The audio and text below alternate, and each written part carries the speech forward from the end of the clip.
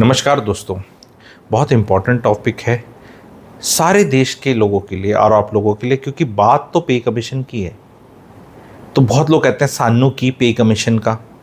पे कमीशन तो सरकारी मुलाजिम के लिए है, हम तो सरकारी मुलाजिम हैं नहीं, तो हमें क्या। नहीं जी, वो आप पे क्या इफ़ेक्ट पड़ेगा वो बताऊंगा। अगर आप सरकारी मुलाजिम हैं, मुझे सुन रहे हैं, किसी भी पोस्ट पे हैं, तो आपके लिए डायरेक्ट इंटरेस्ट है कि पे कमीशन का फिटमेंट फैक्टर के ऊपर बात, how much money will increase उस पे बात, और देश पे क्या फ़र्क पड़ेगा उस पे बात। तो बहुत इंटरेस्टिंग रहेगा ये वीडियो, ध्यान से सुनना।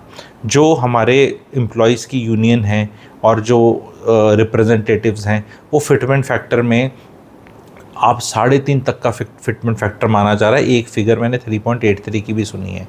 तो फिटमेंट फैक्टर क्या है, इसके ऊपर भी चर्चा कर लेंगे। मांगा जा रहा है, कितना आएगा कितना होगा उस पर बात करेंगे, और उससे भी क्या होगा उस पर बात करेंगे। हायर ऑर्डर थिंकिंग करेंगे, मज़ा आएगा। आपका अगर कोई सरकारी मुलाजिम रिश्तेदार है और आप सुन रहे हैं, तो उसको ये फॉरवर्ड कर देना, बोलो जी गुरुजी ने बनाया है, आप पे एप्लीकेबल है, देख लो कैसा है। और एप्लीकेबल तो खैर जो सरकारी नौकरी में नहीं है उनके लिए भी, और कैसे है वो बताऊँगा, ध्यान से सुने। फिटमेंट फैक्टर कुछ नहीं होता, आपकी एक बेसिक पे होता है, वो किस एक यूनिक फार्मूले से मल्टीप्लाई होगी, उसको फिटमेंट फैक्टर बोलते हैं। लास्ट टाइम ये 2.57 था, तो अगर किसी की 100 रुपये थी तो वो 257 हो गई थी, तो 2.57 था। बेसिक पे की बात हो रही है यहाँ पे, ठीक है। तो बहुत लोग बोल रहे हैं कि पिछली बार फिटमेंट फैक्टर 2.57 था, तो इस बार तो हम 3 से कम लेंगे नहीं। कोई 3.5 बोल रहा है, कहते नथिंग लेस देन 2.57, उससे ज़्यादा। तो यहाँ पे मैं बताना चाह रहा हूँ, क्योंकि ना अगर एक्सपेक्टेशंस गलत हो जाएंगी, बहुत सारे बोलेंगे तो गवर्नमेंट का एजेंट तो नहीं है। एक्चुअली नहीं हूँ, ठीक है, लेकिन गवर्नमेंट इस चीज़ पे मेरी शाबाशी मुझे दे सकती है, क्योंकि ये काम ना शायद उनके लोगों को करना चाहिए जो कर नहीं रहे हैं, क्योंकि अनड्यू एक्सपेक्टेशन से बड़ा डिसअपॉइंटमेंट होता है, और वो उसकी क्लैरिटी देने का मैं काम कर रहा हूँ। फॉर एग्जांपल, आपको लग रहा है बच्चे के 98 नंबर आएंगे और फिर उसके आए 68, तो बड़ा डिसअपॉइंटमेंट है। तो धीरे धीरे बच्चे ना बड़े स्मार्ट होते हैं, पेपर के बाद आएंगे मूड ख़राब है, क्या हुआ बेटे क्या हुआ, ऐसे ऐसे करके, तो वो माहौल में एक्सपेक्टेशन सेट कर देंगे, अच्छा नहीं हुआ। अब अच्छा नहीं हुआ में तो पेरेंट को ऐसा लगता है फेल ना हो जाए, फिर वो पता चलता है कि अच्छा नहीं हुआ, इज़ लाइक 87। तो फिर आप समझ रहे हैं मैं क्या बोल रहा हूँ। तो यहाँ पे मैं आपको समझाता हूँ। 2016 1 जनवरी को DA हैड बिकम 125%।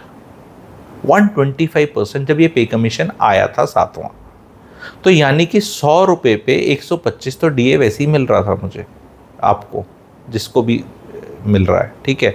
तो अगर उतना मिल ही रहा था DA, तो 225 से बढ़कर वो 2.57 ही हुआ है। तो मात्र 14.8 या कुछ का ही इजाफा हुआ है एक्चुअल में बेसिक पे में। भाइयों बहनों, समझा आपने? उसको हमें 2.57 नहीं बोलना है। अब वो प्रॉब्लम क्या हो गई है कि जो अब DA बढ़ता है वो उस पेस पे बढ़ता ही नहीं। पहले तो 100% क्रॉस कर जाता था इतनी जल्दी, और वो लोग वेट कर रहे होते पे कमीशन के, और थोड़ा वो होता था।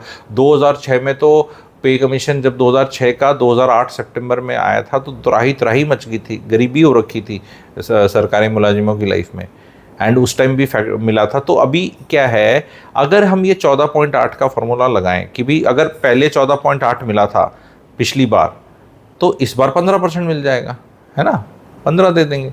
तो 15% तो अभी DA जनवरी में 60% है मान लो, तो 15% का इजाफा किया तो मामला तो 1.6 तो ऑलरेडी है। तो उस पर अगर आपने किया तो 1.85 भी नहीं बना। तो उस पुराने हिसाब से तो फिटमेंट फैक्टर 1.85 होना चाहिए। ये 3.83 के सपने कहाँ से आ रहे हैं लोगों को, 2.57 के भी कैसे आ रहे हैं? क्योंकि परसेंटेज, अगर फिटमेंट फैक्टर आपको भाई बहनों ध्यान से समझें, मेरे हिसाब से कितना होगा मैं थोड़ा बता देता हूँ। अपर लिमिट तो 2.25 है, और वो धीरे धीरे आने वाले टाइम के साथ कम होगी। 1.84 1.85 में त्राही त्राही मच जाएगी, बिकॉज लोगों की अंडरस्टैंडिंग उतनी है नहीं कि बेस बढ़ गया है ना, तो परसेंटेज की बात करेंगे। पिछली बार 2.57 का मतलब कोई नहीं है ना, क्योंकि मैंने बताया 125% DA था। अब जो 2026 जनवरी से एप्लीकेबल होना है, तो अब DA 60 है, तो उसके बेसिस पे तो बढ़ना है। तो अगर 1.84 is I think too less, 2.5 ये हो नहीं सकता, तो मामला बच गया बीच में कहीं पे।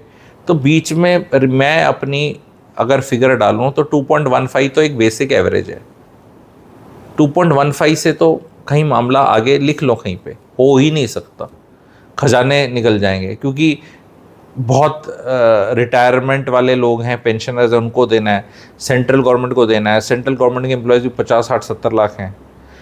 ठीक है, आप डिफेंस में देख लो, पैरामिलिट्री में देख लो, रेलवेज़ में देख लो, यही मिल के 50 हो जाते हैं। बाकी फिर दुनिया जहाँ के डिपार्टमेंट्स आप ऐड कर लो, वो बहुत नहीं होते सब मिला के भी, मेन यही है। लेकिन पेंशनर्स 50 लाख के करीब हैं, तो डायरेक्टली सेंट्रल गवर्नमेंट का मामला ही 1 करोड़ से ऊपर है। अब फिर स्टेट गवर्नमेंट्स भी उसको फॉलो करेंगी सारी की सारी। तो स्टेट गवर्नमेंट्स के सारे एम्प्लॉयज़ आप काउंट करो, उत्तर प्रदेश गवर्नमेंट के सारे, हरियाणा के सब, दिल्ली सब के, तो 4 करोड़ के करीब और लोग इकट्ठे हो जाएंगे तकरीबन, क्योंकि भाई 31 स्टेट्स हैं, तो एम्प्लॉयज़ बहुत हो जाएंगे। और वो PSUs वगैरह भी काउंट करने पड़ेंगे हमें, बैंक PSU भी, तो वो भी तो एक तरह से अफेक्टेड होते हैं ना इन सब चीज़ों से, जो भी फॉर्मूले तो सबके लगते हैं। तो तकरीबन देश में 5 करोड़ लोगों को तो डायरेक्ट लोग, और हर आदमी का परिवार में 4 लोग तो डायरेक्ट, 3 लोग तो और होते ही हैं एवरेज, माता पिता लगा लें और रिश्तेदार लगा लें, कि माहौल क्रिएट होता है ना क्या हो रहा है। तो यानी कि आप ये सोच लो कि हाउस होल्ड्स अगर मैं बोलूं तो 5 करोड़ हाउस होल्ड्स इफेक्टेड हैं। और 5 करोड़ हाउस होल्ड्स इफेक्ट होना यानी कि आप बोल सकते हो डायरेक्टली 20 करोड़ जनता का डायरेक्ट इफेक्ट होना। हर बच्चे की जिसकी तनख्वाह बढ़े या बुजुर्ग की बढ़े, तो बुजुर्ग की अगर पेंशन बढ़े या कुछ बढ़े, तो इनडायरेक्टली बच्चे का भी तो फायदा है ना, कुछ उसको भी तो इफेक्ट करता है, उसकी भी शादी हो रखी है। तो भाई देश की तकरीबन और थोड़े नंबर्स ऐड कर लूँ, 30 करोड़ जनता अफेक्टेड है बिल्कुल ही डायरेक्टली। और आप जिनके परिवार में कोई नहीं ऐसा, आप अफेक्टेड होंगे इन्फ्लेशन की वजह से। और वहाँ मैं बहुत बढ़िया वीडियो या तो डल चुका होगा, मोस्ट लाइकली डल ही चुका होगा, डल जाएगा इस वीडियो के अगले दिन। मेरा दूसरा चैनल है सैंगो रियल एस्टेट, उस चैनल पे डायरेक्टली रियल एस्टेट पे क्या फ़र्क पड़ना है वो उस पर एनालिसिस करूँगा, बिल्कुल बेहतरीन एग्जाम्पल के साथ समझा के, और आपको मज़ा आ जाएगा। लेकिन यहाँ जितने भी सोच रहे हैं, अगर मैं 2 फिटमेंट फैक्टर करता हूँ, तो 2 मतलब मैं मीन्स समबडी जो भी पे कमीशन आ रहा है मान लो, तो अगर 2 फिटमेंट फैक्टर होता है, अगर मैं एग्जांपल 2 का लेके चलूँ, तो वो 25% इंक्रीज़ है बेसिक सैलरी में, और फिर उसका सारा स्पिल ओवर इफेक्ट आता है आपके अलाउंसेस में। अभी जैसे HRA मिल रहा है 30% बिग सिटीज़ में, तो वो पहले स्टार्ट हुआ था 24 से, फिर 25% जब क्रॉस हुआ तो 24 का 27 हो गया, 27। तो ये सब चीज़ें हमें हर तरह से इफ़ेक्ट करेंगी। एंड देश की जनता, अब नॉर्मल आदमी होगा वो तो चाहेगा कि सरकारी कर्मचारी की तनख्वाह ज़्यादा ना बढ़े, जो कॉरपोरेशंस हैं, क्योंकि उनका भी तो इफेक्ट होता है ना सारा।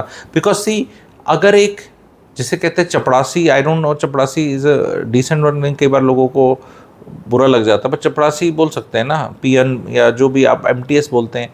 मैं ये बोल रहा हूँ कि जो सबसे लोएस्ट पोस्ट है सरकार की, उस पर मेरे ख्याल 18,000 रुपये की वो है अभी बेसिक पे।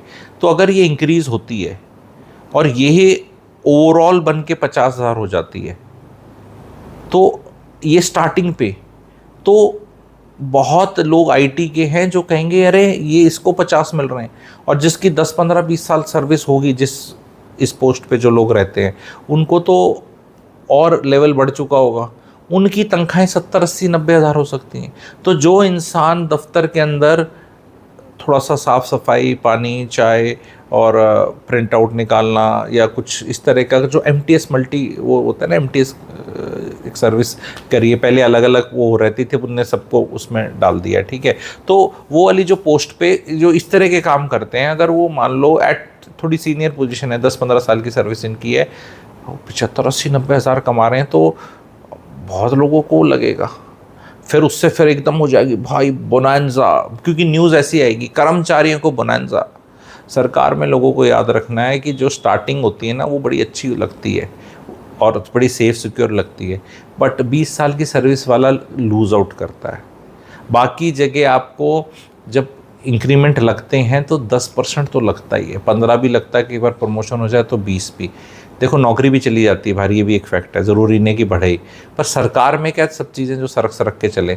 3% का इंक्रीमेंट लगना है, और DA आपका आप देख लो 10 साल में 60% बढ़ा है। 10 साल में 60% ही बढ़ा है डीए, ठीक है। तो यानी साल का 6% अंदाज़ा, 3-3% हर 6 महीने, यही एक एवरेज देख के आ रही है। तो वो बेसिक पे बढ़ता है 6%, जो अपने में ही 50% होता है सैलरी हो जाती है जब डीए बढ़ जाता है। तो 50% पे अगर 6 बढ़ा है तो साल का 3% वो बढ़ता है और 3% बेसिक आपकी वो बढ़ती है। तो तकरीबन आपकी तनख्वाह सरकार में देखेंगे तो 6-7% के करीब ही बढ़ती है। और वो CAGR जब 20 साल का डाला जाता है तो मामला मतलब बहुत ग्रेट नहीं रहता। जितने आप सर्विस में सीनियर बनते जाते हैं बनस्पत के आपके जूनियर के, आपका एडवांटेज कम होता जाता है। मोटे गणित ये है। तो शुरू में तो सरकारी नौकरी अट्रैक्ट करेगी क्योंकि उस टाइम पे आपका पीयर ग्रुप की उतनी तनख्वाह नहीं होगी। अगर मैं ग्रुप ए सर्विस में पहली पोस्ट वाला जो इंसान होता है उसकी बात करूं तो तकरीबन ग्रुप ए की बात कर रहा हूं, कोई भी डिपार्टमेंट में ग्रुप ए जो भी नौकरी है, IAS लगा लो या कोई भी ग्रुप ए नौकरी में, जो पहली पोस्ट पहला दिन 56,000 के करीब, 56,100 रुपये कुछ उसका बेसिक पे रहता है। उस पर DA लगा लो आप, 60% अभी चल रहा है, ठीक है। तो DA हो जाएगा तकरीबन 32-33 हज़ार, ठीक है। तो ये दोनों को ऐड कर लोगे तो 90,000, थोड़े अलाउंसेस होंगे, ठीक है। तो लाख रुपए तक का प्रोग्राम है। कोई लोग उसमें दिखा देते हैं पॉक्स हैं, जैसे कई उसके गिनाते हैं, गवर्नमेंट अकोमोडेशन मिलता है। अरे तो लुटियंस दिल्ली में नहीं मिलता, वो तो सेक्रेटरी बनते हैं तब जाके मिलता है। उसके मत बताओ। आपको जाके क्या बोलते हैं, किसी मतलब गॉड फॉर सेकंड टाइप जगह में कोई मकान मिल गया तो उसको इतने वो ग्रेट पर्क्स में मत काउंट करो, ठीक है। मतलब उसको 500 गज के अंदर 30 आगे घास उग रही है, पीछे घास उग रही है, कीड़े मकोड़े चल रहे हैं, खिड़कियां ऐसी हैं सरकारी मकानों की जो बंद होती हैं वो खुलती नहीं है, और जो खुली होती हैं वो कभी बंद नहीं होती, ठीक है। ये असलियत बतानी है ना, इनका दर्द कौन बताएगा।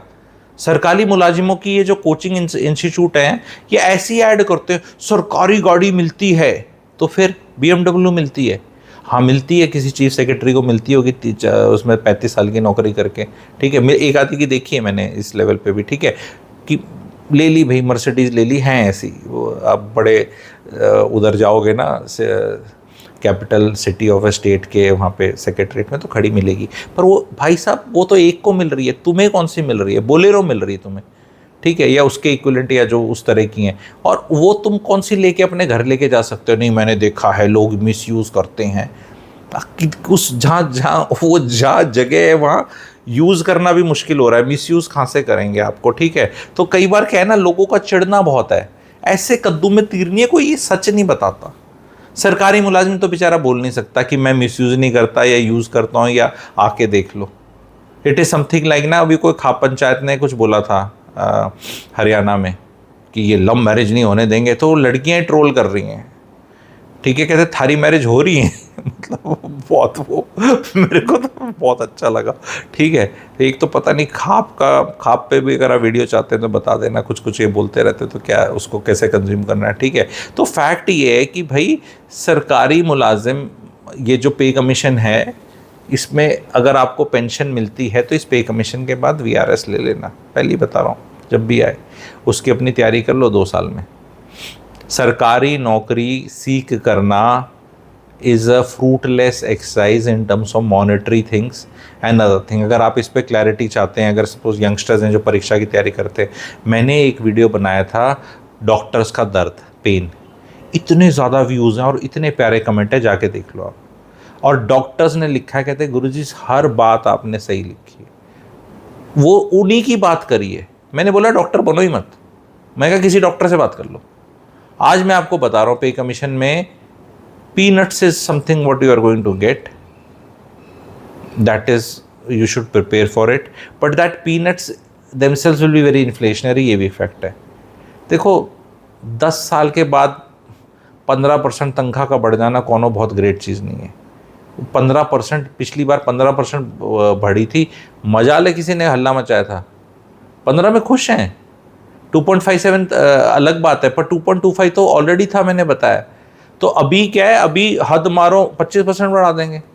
हालांकि अपने हालात अभी मुल्क में मतलब इतने बढ़ाने के फिस्कल डेफिसिट और ये है नहीं, और पर नहीं बढ़ाएंगे तो फिर वो है। तो ये पे कमीशन आएगा ही कब, ये मेरे को जून 2028 से पहले आता दिख नहीं रहा। कई लोग बोल रहे हैं जल्दी आ जाएगा, आई डोंट नो।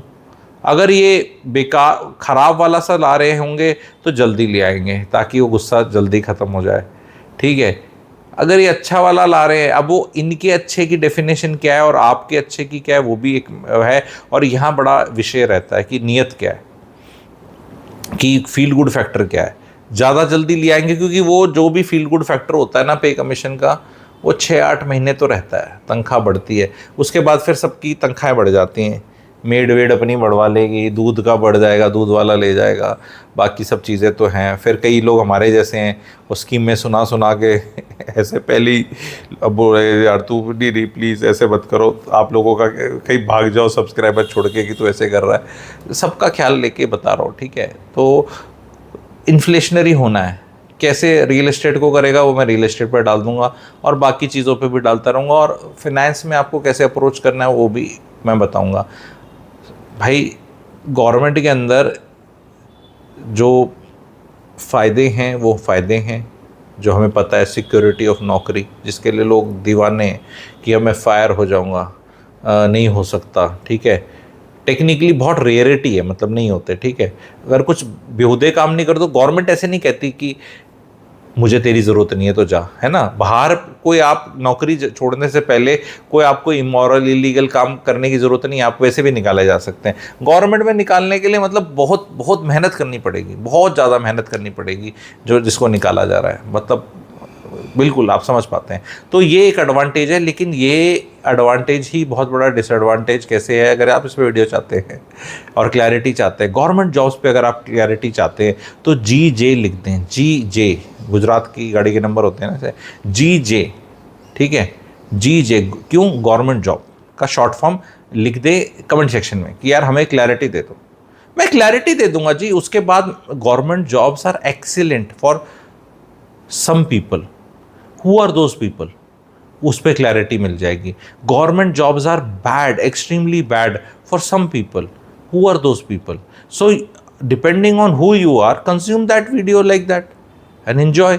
तो अगला वीडियो अगर आप चाहेंगे तो भाई मेरे को GJ दिखेंगे, लाइक्स दिखेगी तो ही बनाऊंगा। चैनल को सब्सक्राइब कर लो, उसके बिना शायद कमेंट ना कर पाओ, और सब्सक्राइब ज़रूर करो, कमेंट ज़रूर करो।